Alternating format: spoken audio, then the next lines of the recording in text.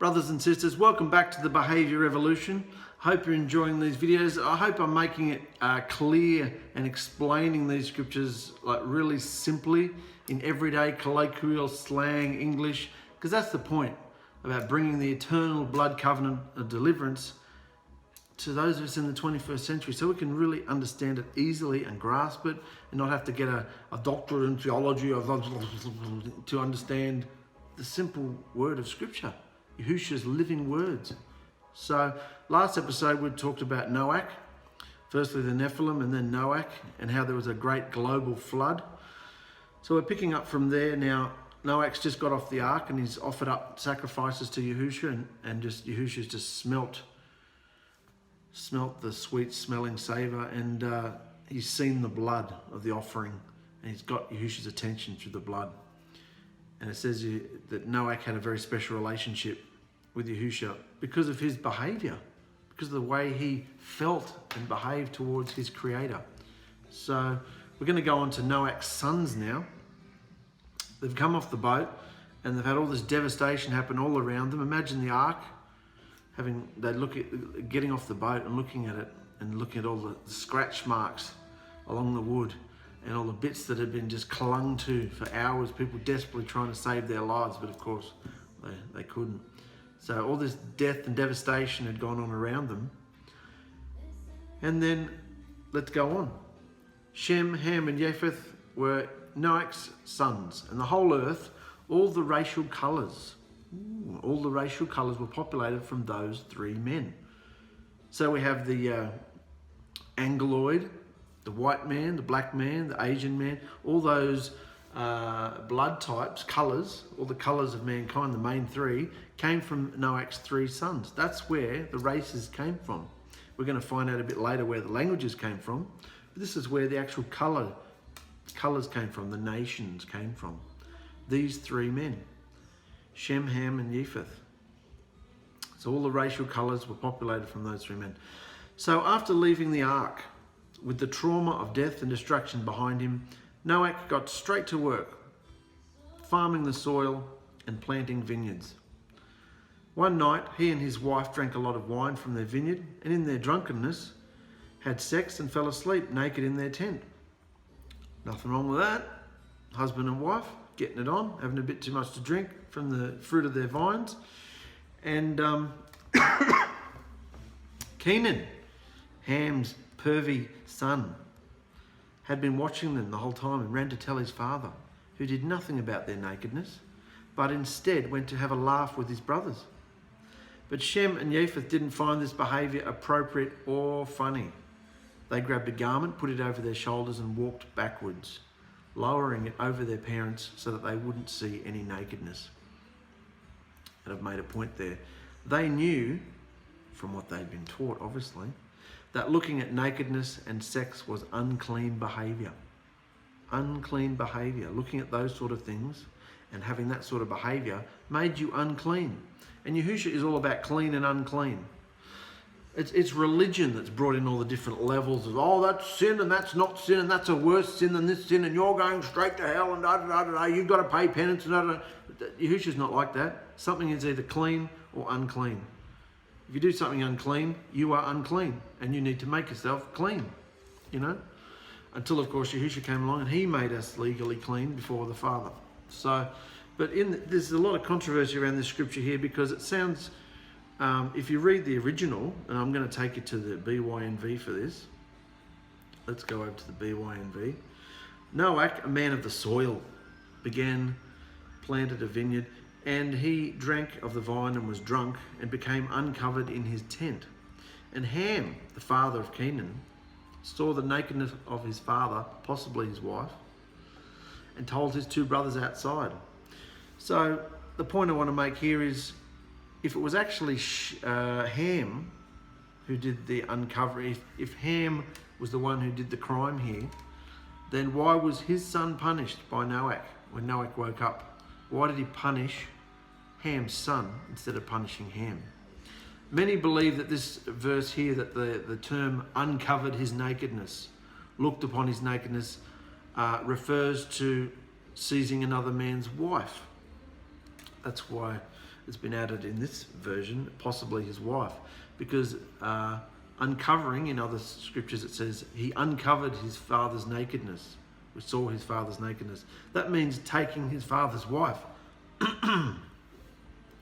So many people believe that Ham actually, or even Ham's son, forced himself onto Noach's wife and raped her, therefore taking dominance. Because in that time, a man's wife, a man's woman, was one of his treasured possessions, one of his most treasured belongings. So in order to dominate another man, be El Supremo, be the head of the pack, you would conquer and you would take a man's wife and have your way with her, and that meant you now had it over him. And so you were the most dominant man there. So many believe that Ham, or Ham's son, tried to take dominance and possibly even the birthright, the inheritance. We saw that done with Reuben later on, Jacob's son. So that's a common thing that people think. But I still look at it, because it says, look down here in verse 24, and Noach awoke from his wine, and he knew what his younger son had done to him. His younger son. Ham wasn't his younger son. Ham wasn't his younger son. So when you add it all together, let's go back to the behaviour evolution scriptures.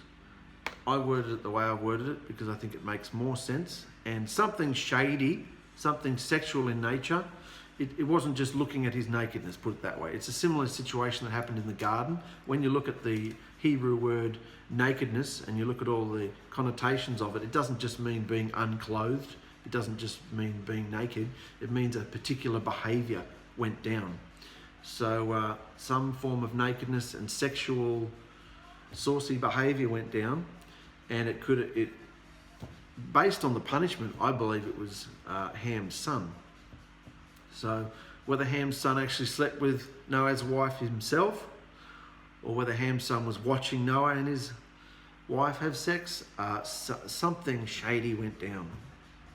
And the punishment was, when Noah awoke from his sleep and found out what had happened and what Canaan had done, he said, Ham, your son, your pervy son, has a curse on him now, and he will be the servant to all his brothers. So the punishment wasn't on Ham, was it? The punishment was on Ham's son. So I believe the crime was committed by Ham's son. The unclean behaviour, looking at nakedness and sex, was done by Ham's son. Of course, Ham was involved with it. Ham didn't do anything about it. Scripture says that. Ham went to tell his brothers, but his brothers didn't think it was funny, because they were taught the same thing by Noach. Clean, upright, good behaviour, So when Noach awoke from his sleep and found out what had happened and what Canaan had done, he said, Ham, your son has a curse on him now, and he will be the servant to all his brothers. I am blessing my son Shem as the firstborn in the name of Yahuwah, and let my son Japheth be strengthened along with him. But you, Ham, your son Canaan will be his servant. So it's basically ripped any kind of birthright or blessing, inheritance from Ham. And this pattern of behaviour continued down the line of Canaan, and we'll look at the family tree a bit later, because Canaan was the father of the Canaanites. Remember the land of Canaan? Canaan? That was the promised land. And you saw what happened. All of Abraham and then Joshua, Yahusha's experiences in the land of Canaan. You saw how pagan and perverse and wicked it was. It all came from this cursed line of Ham. So, your son has a curse on him, and he's going to serve his brothers. The other brothers got the blessing because of their behaviour. So they got blessed because of their behaviour. I hope when we go through these scriptures that, and sometimes I forget too, because you get caught up in the knowledge of it, every scripture is to do with behaviour, brothers and sisters. So I'm trying my hardest to remember to bring everything back to behaviour, because that's what all these stories aren't about us. These stories are to show us behaviour and how Yahusha feels about certain behaviours, because he doesn't change. So looking at nakedness and sex was unclean behaviour. Well, where do we stand today in the 21st century? Sex is everywhere. We're borderline nakedness now in commercials. Then that's what kids are watching at dinner time. They're like commercials. Sex sells. Sex is everywhere around us. But what does the scripture say? Looking at a woman lustfully. Nakedness and sex was unclean behaviour, and these men obviously knew this. But there were no 10 commandments, and there were no... Yeah, but they were taught the instructions from the garden. It was carried through. We've dealt with that in other videos. The 10 commandments were not a new thing. They were just a formalised remembrance. Remember all these things you were taught? They didn't. So Noah woke up, cursed his son, blessed his other sons. Let's go on. Because we've got some interesting things here from the book of Jubilees that I've added in here. Noah lived another 350 years after the worldwide flood, and he taught his family the instructions and path of Yahusha. How to worship, how to approach and worship him, and how to fight the urges of their flesh against fornication and unclean living, to honour their father and mother, and to love one another. This is all written in the book of Jubilees about Noah. This is what Noah taught before the flood and after the flood. Continued to teach them upright, clean, perfect, spotless behaviour, clean living. And he said, "For I fear that after my death, mankind will start murdering again, spilling each other's blood and eating the blood of flesh again." And Yahuwah, that should say Yahuwah, because Noah wouldn't have said Yahusha, would he? That's a typo there, sorry guys. That should have said Yahuwah. So I'm afraid that all that will happen, and Yahuwah will be forced to destroy you all from the earth. That's a quote. So Noah had that fear. So before he died, he taught his family the right way. And after some time, Shaitan and his unclean fallen spirits began pestering Noah's grandchildren. So they're back. All the Nephilim were washed away and destroyed, and now they're back. The unclean, wicked spirits are back. Pestering Noah's grandchildren, teaching them all sorts of idolatry, and then inflicting them with multiple diseases in an attempt to destroy them. Because that's what idolatry and unclean behaviour will bring on you: sickness and disease. That's the state of the world we live in today, isn't it? The 21st century. Because of their behaviour, which is our worship. Our worship is our behaviour. And what do you see people out there worshipping? How are they behaving? Are they even interested in Yahusha? What kind of response would you get if you told them about Yahusha? They'd claw your eyes out. So these spirits were inflicting them with multiple diseases in an attempt to destroy the creation. They're still trying to destroy the creation. Still trying to tear down the image of Yahusha. Because we're created, mankind was created in the image of Yahusha. When news of this came to Noah, he fell before Yahusha. "My Father, who has shown complete mercy and kindness, delivering my family through the waters of the great flood and not allowing us to perish, please take the power of these wicked, wretched spirits from my family and heal their wounds, so that they may continue to fill and replenish the earth. You already know how the mighty fathers of these spirits," that's the watchers who fell with Shaitan, "you know how these spirits behaved back in my early days. So please imprison these spirits and hold them securely to await your judgment, and stop them from pestering and tormenting my family." And we spoke about that in our last video. This was when it happened, when Yahusha actually imprisoned a lot of them, the ones responsible for creating the Nephilim and interbreeding with the women. So Yahusha punished them. Yahusha left a 10th part of these evil spirits on the earth to serve the enemy Shaitan, and he imprisoned the rest of them in the depths of the earth to await his great judgment. We don't know how many there were altogether, but he left a 10th of them on the earth and imprisoned all the rest in the depths of the earth. And like I said last video, don't go trying to put your ear to the earth or looking down deep canyons to try and hear the spirits. It's a spiritual realm. He's chained them up in the depths of the earth to await his great judgment.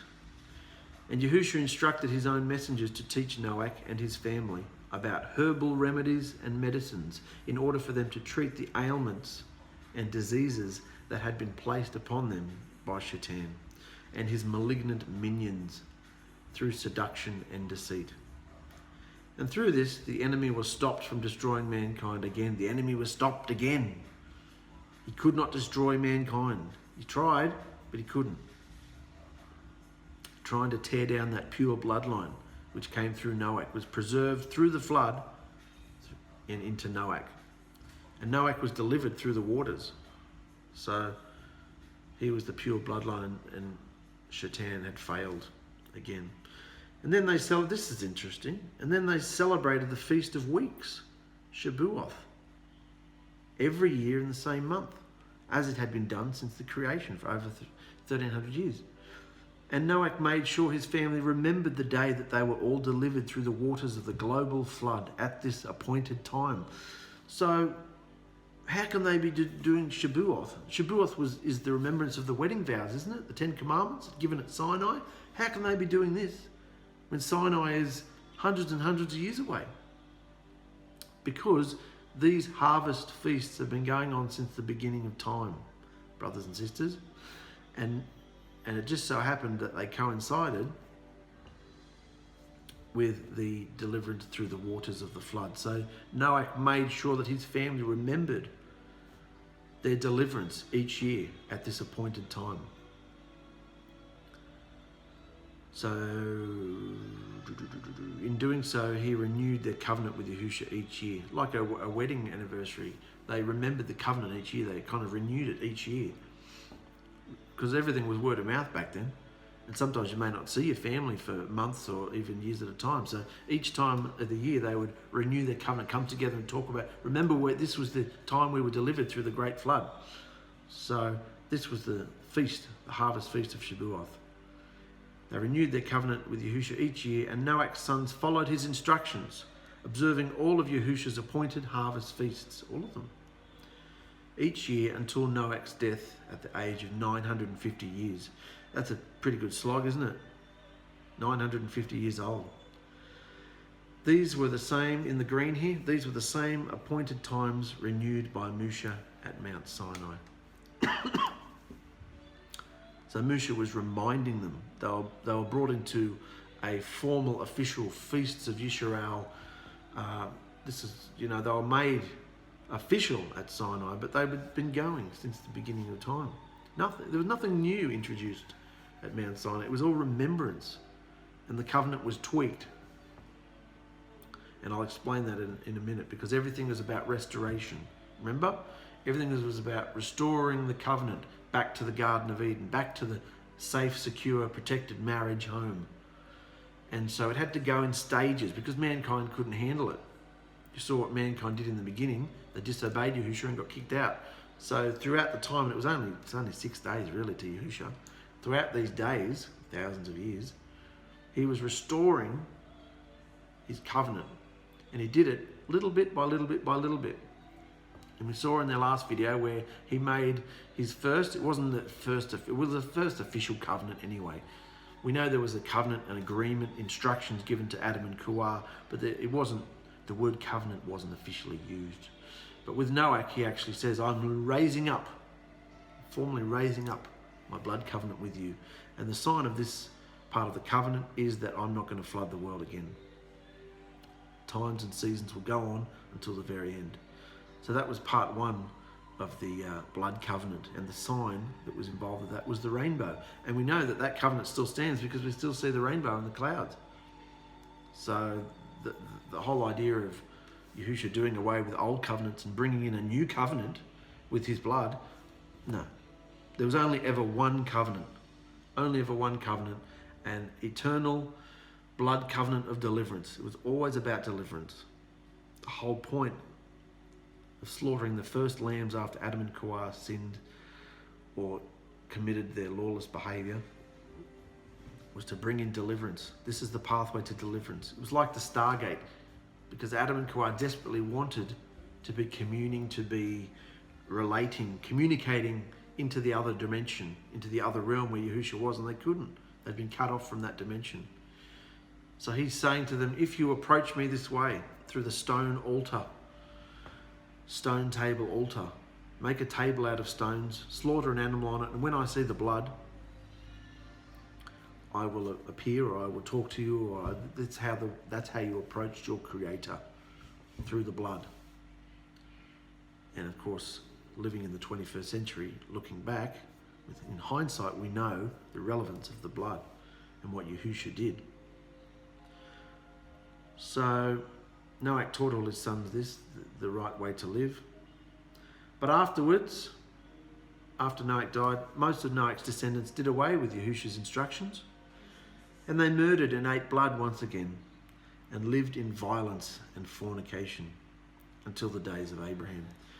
Interesting the way the scripture talks about that. Of all the horrible, wicked, lawless, evil things, behaviours you could do, that you could list off, it always talks about eating blood. It's like, today in our mindset, we see people doing it all the time. We just think, yeah, fair enough, murder or, stealing or violence and that sort of thing, and bloodshed and that. But it always mentions they murdered and they ate blood, which means it must mean something really important to Yahusha. Murdering, of course, is shedding blood, and we're not to eat blood, because the life of that animal, the life of that person, that animal, the life of that person that you've murdered, you've just teared down the image of Yahusha. You've killed a person. And the life of that animal is in the blood. The life of the animal is not in the heart, not in the entrails, not in the brain. We need all those organs, but the life itself is in the blood. And we talked about that in our first episode, where we're talking about the blood of mankind and how Yahusha can hear it. The frequency and vibration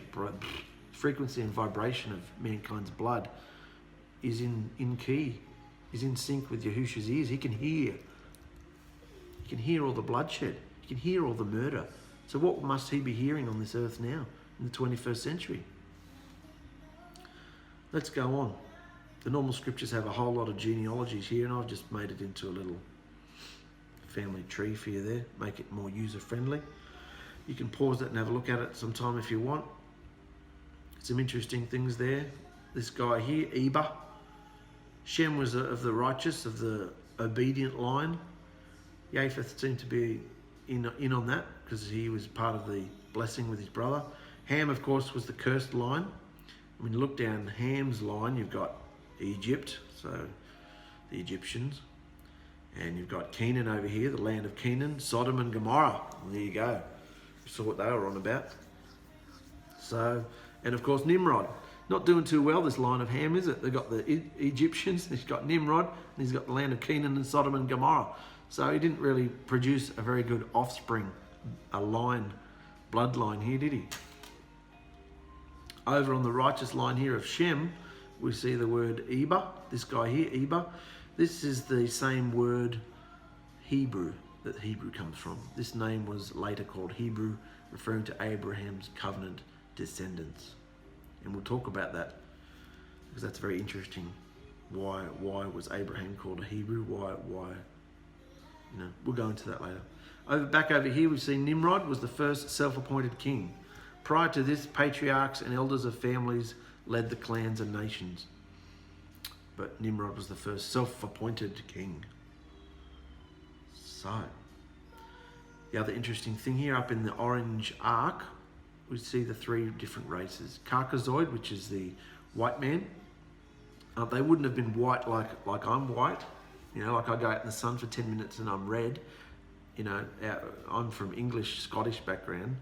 So, which is these guys. But back in the days of Noach, they wouldn't have had white skin. But that's where it came from.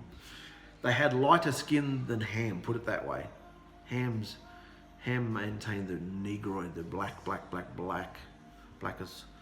as the dirt that Adam was created from. And then at Japheth, you've got the Mongoloid, Asian race. So, and then as time went on, obviously, thousands of years, interbreeding, we've got all the different nations of the world that we have today. But this is where they came from, those three main types, blood types, skin types, the races.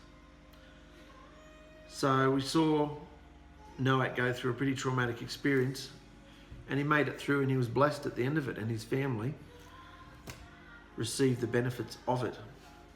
So that was Noach was the first man who official covenant was raised up with him. And we're going to see what happens after Noach dies, and his sons, as it said, did away with the instructions, thought they had better things to do. It's not hard to believe that, is it? We see the world in that exact state today. And they made an official statement, and I'll show you what that statement is. They made a tower. Now, from the beginning of time, all the earth spoke in the ancient Paleo-Hebrew language, not the modern Babylonian captivity, squiggly Hebrew language we see today. The pictographic Hebrew was never even existed. That's man's imagination. So from the beginning of time, all the earth spoke in the ancient Paleo-Hebrew language. And that's why if we want to know what a certain word means, we go back to the Hebrew language. It is still the purest form. It's Yahusha's language. He spoke it up until now.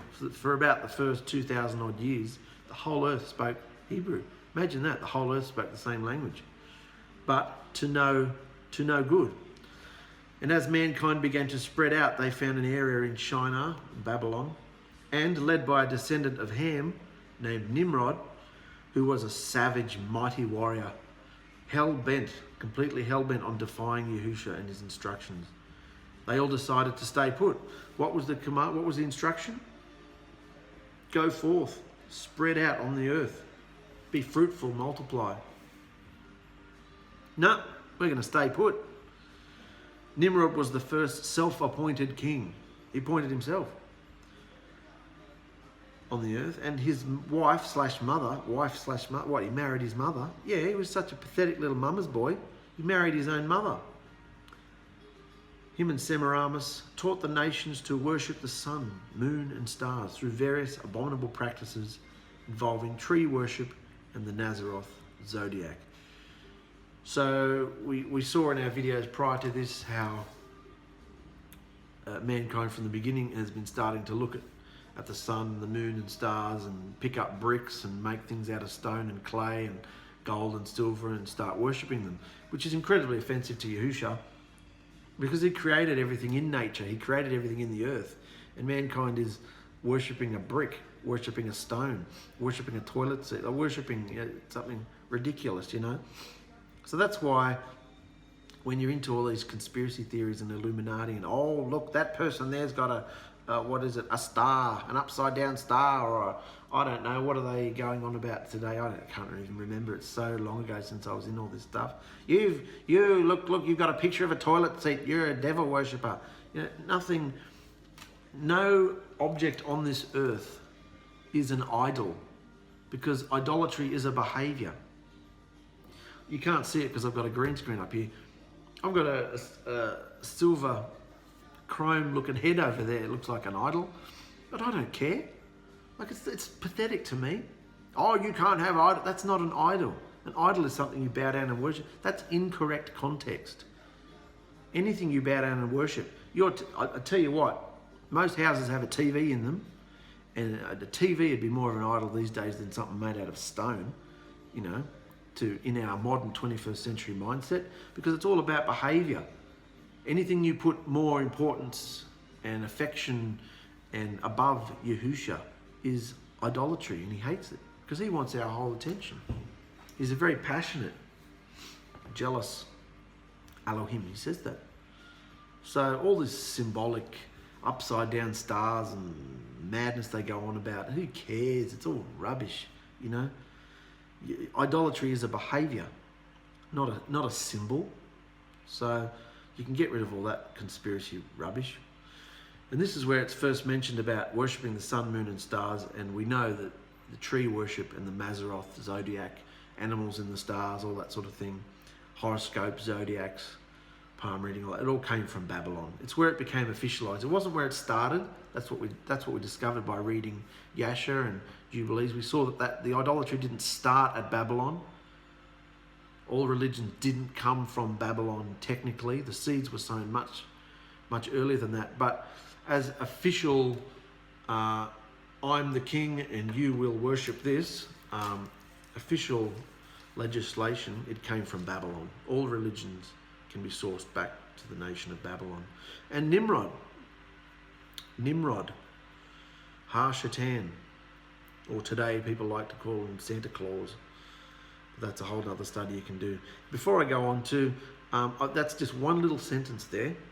One little sentence: worshipping the sun, moon and stars, abominable practices involving tree worship, Christmas, and the Mazzaroth zodiac. If you want to know more about that, get a book called Fossilized Customs. That's what sort of drew us out of the circus, out of religion, about 15, 20 years ago. And you can only read a couple of pages at a time. You'll feel sick because the whole world is caught up in idol worship, tree worship, Mazzaroth zodiac, idolatry, spiritual fornication, and Yahusha hates it. And remember, it's a behavior.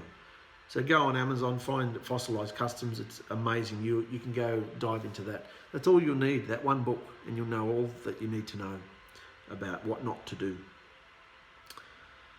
So they were hell-bent. Nimrod was hell-bent on defying Yahusha, and they decided to stay put. Nimrod and his mother commanded the people, and the nations declared, here we go, the nations declared, let's make bricks out of stone, use asphalt for mortar, and build ourselves a mighty city with a tower that reaches way up into the sky, and we will make a name for ourselves and rule over ourselves. That's modern humanism, isn't it? We don't need no creator. Mankind is the ultimate El Supremo, and we can rule ourselves, thank you very much. Forget being scattered across the earth. We don't want that. We're staying right here. And they began building a mighty tower to reach the clouds and ensure their own survival if there should ever be another flood. We're not going to be teared down again in another flood. So not only were they ignorant to the covenant made with Noach about Yahusha never flooding the world again, they were going to take matters into their own hands because they were more powerful than Yahusha. So we're going to build a tower big enough, a mighty city, make a name for ourselves on this earth. And if there should ever be a flood, we will be safe from it. Isn't that what the world is doing today? Underground, deep underground military bases, hundreds and hundreds of kilometers deep into the earth. You know, they're building caverns to save. They know mankind is not stupid. They know. Plus there's the influence of unclean spirits too. They know something is happening, something's coming. Scientists say the world is going to be burnt up. Even scientists are declaring that. I mean, it only takes a little from the sun and the earth is just frackled up. That's how delicately balanced. You know, move a couple of mil away and we freeze, move closer to the sun and we all burn up. All it would take is a little surge from the sun and we all burn up. Scientists, atheist, secular scientists believe that. They're surprised it hasn't happened already. So mankind is ensuring its own survival, building taverns, have a drink, caverns underground, deep underground military bases where they're doing all sorts of wacky experimentation like we saw in the last episode. It's not going to work. You can't be saved from a global fire. The planet will be just almost on the brink of destruction until Yahusha restores it. So they made a mighty tower. But Yahusha saw this and said, this is what they do with one mind and one language, disobey me and curse in my face. Who knows what they will achieve with such unity of purpose? It's time to scatter their languages and spread them across the earth as I intended. So wouldn't it have been amazing if they'd used their unity of purpose to do something clean, something obedient, you know? But no, they came together for all the wrong reasons. Idolatry, humanistic. We can rule and govern ourselves. And Yahusha made all their languages confused.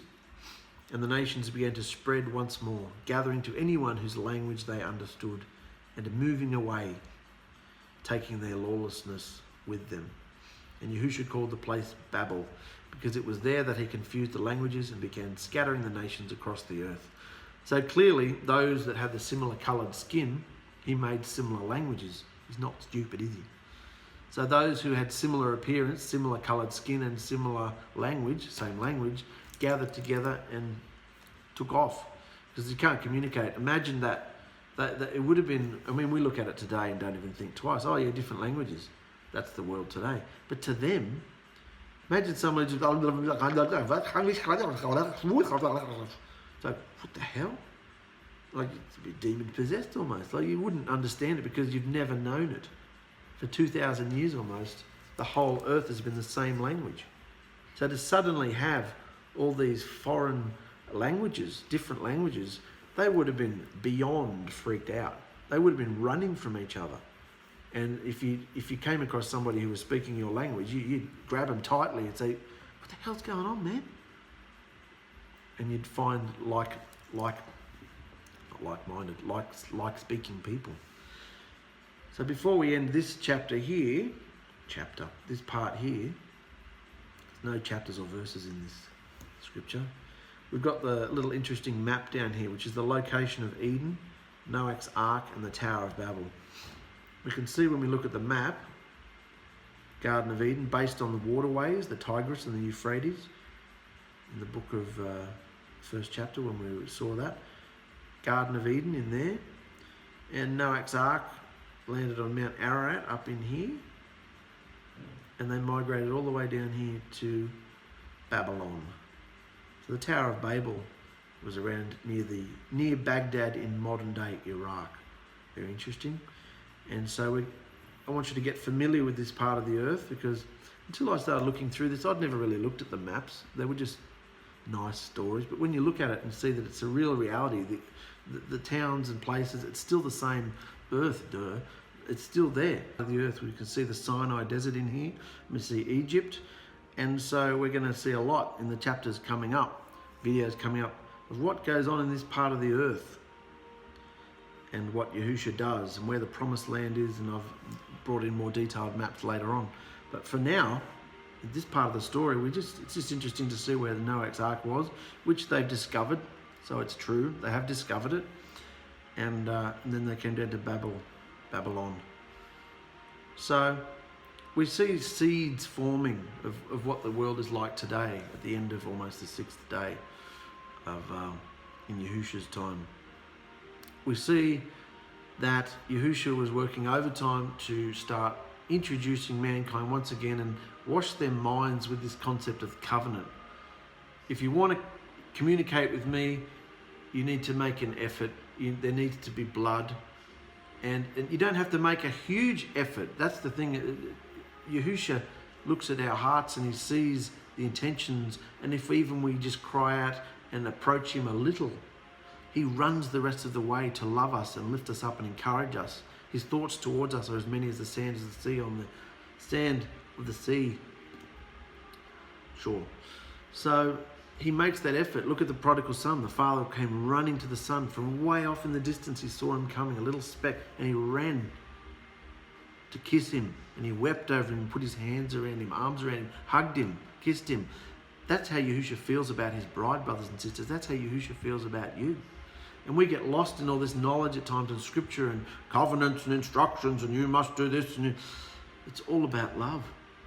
Yahusha was teaching them from a very early time. If you want to approach me, this process of redemption, this process of deliverance, this restoration is going to take time. So he was washing their minds. If you want to approach me, put some stones together, make a little bit of an altar, and sacrifice an animal on it. And when I see the blood, I will see that you really mean it, that you're repentant. And so he responds to that. So at the same time, Yahusha's introducing deliverance and introducing a process of restoration back into the tree of life, back into his covenant home, the enemy is working overtime to destroy it all, to tear it all down. So we know that Noah was a pretty prominent figure here, and based on his behavior, he taught his family the right way. But what happened after he died? It all started to fall apart again. Because like I said in a few videos ago, it only takes for one man to not teach his family anything, and they lived for such long, hundreds and hundreds of years, that it didn't take long at all for the population to just disregard Yahusha whatsoever. And when you disregard Yahusha, the human body is designed to adore, worship, serve something. So if you're not, and of course we were created to put that attention on Yahusha. He is to be the source of our worship, the source of our servitude. And if we ignore him, it's in our nature to crave after something else. We have to fill that with something, because it's a big void. If you tear Yahusha out of somebody and they no longer they walk away from him, they have to do something, apart from go mad. They have to put something in that place. And that's why mankind raised up with the influence of unclean spirits. Idolatry, spiritual fornication, adultery, things made of stone and wood and gold and silver, all in Yahusha's face. So he scattered their languages and said, get out of here, do what you're told. Get out of here and do what you're told. So that was the story. We're going to leave it there, brothers and sisters, as far as the Tower of Babel. We can see that that is where all religion came from, and there are thousands of religions on the earth today, and they all come from the Tower of Babel. Babylon, the pantheon, all the different deities. Because all the deities that we will later see, and we're going to go into in depth when we get to the Exodus story, they all came from Babel. They just get renamed because it says, remember, they took their lawlessness with them. The whole Trinity, Father, Mother, Son, deity of Trinity, that sort of BS rubbish. They took all those names and they just changed the names and took them into their different languages. Until today, you've got the Father and you've got Mary and you've got JSUS. It's all rubbish. It doesn't exist. It's not true. And like Christopher was posting the other day, it doesn't. People spend their whole life, all their energy, laborious labour of worship, and all their money and tithes and everything to something that doesn't exist.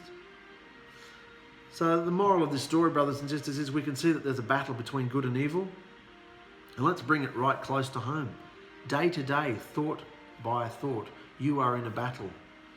The enemy wants your heart, your worship, your servitude, and so does Yahusha. But Yahusha doesn't play dirty. He's put out the instructions that says, if you want me, this is where you'll find me. But Ⅎ𝑃ℏ is the identity thief. He's a filthy little liar, scamming little punts. He's got no personality or character, no strength. He's going to lose, and he knows it, so he's going to take as many people to destruction as he can. Is it going to be you? Are you firmly, securely anchored on this pathway that you're on? Because if you are, everything's going to come against you. And it could be the people closest to you, friends, family, husbands, wives, that try to knock you off your path. But if you stand firmly, like a tree planted by the waters, and you go through the Hebrews 12 experience, being flogged and chastised and rebuked and disciplined in the ways and the pathway of Yahusha, you will bear fruit. What is the fruit? Love, joy, peace, patience, kindness, goodness, trustworthiness, gentleness, self-control. They're all behaviours. It's all behaviour, brothers and sisters. If you stick in there, stay in there, even if something happens and you fall over, even if you sin, I hate that word sin, even if you do something evil, lawless. Sin sounds very religious, doesn't it? Lawlessness it is. Anything against Yahusha's instructions is lawless. It's evil, wicked, unclean behaviour. If you do something like that, get back up. Don't listen to all the thoughts that condemn you, because they're wicked. They tempt you to do it, and if you go along with it, then they bash you and batter you and blame you and make you want to kill yourself. So don't listen to it. Even if you stumble and fall, just get back up. Even if you don't have the strength to take a step forward on this path, just stand still. Stand through the cyclone. Stand there. Don't be moved. It says in the scripture, I shall not be moved. Oh, you're not going to move me. Anything can come at me. You're not going to move me. I'm not going back. Because that's what everybody and everything wants you to do. To go back. Go back to your old behaviour. If they can make you angry. This is what we were talking about with Christopher yesterday. If someone can make you angry, children, wives, husbands, staff, clients, workmates, if people can make you angry, then they're very happy. Because then they don't have to look at their behaviour. So face that you're in a battle, brothers and sisters. Put your armour on. Sword, shield, breastplate, helmet. The minute your eyes flicker open in the morning, the minute your brain switches on, Put your armor on, because that wicked demon, devil, Ⅎ𝕗𝕗 is at you. The dragon wants to destroy you, brothers and sisters. That's the practical application of this scripture that I'm getting. It's all behavior, good behavior and evil behavior. What's going to win in your life, brothers and sisters? Because if you want to overcome, you've got to take this seriously. And it's all about your behavior. That's why the behavior revolution got given 3 simple rules. Don't take anything personally. Let everybody have it. What does let everybody have it mean? It means even if you don't agree with somebody's opinion, you let them feel heard. You let them feel accepted. And you let them feel right in the communication. You don't have to argue the point. Sometimes Yahusha will get you to speak out and say, oh, that's not true. But generally in everyday, we're walking in amongst the walking dead. They're dead, they're zombies, they're lifeless, they're shells of death and misery on the path to destruction. Why would you bother arguing? Why would you bother even interacting like in that kind of way? Let them have their madness. Let them have it. And just love them. Let them feel accepted and heard and understood. I just want someone to understand me. Understand them. And don't make excuses. Don't tell lies. Speak the truth. Love you, brothers and sisters. See you next time. We're going to go into the life of Abraham. Bye.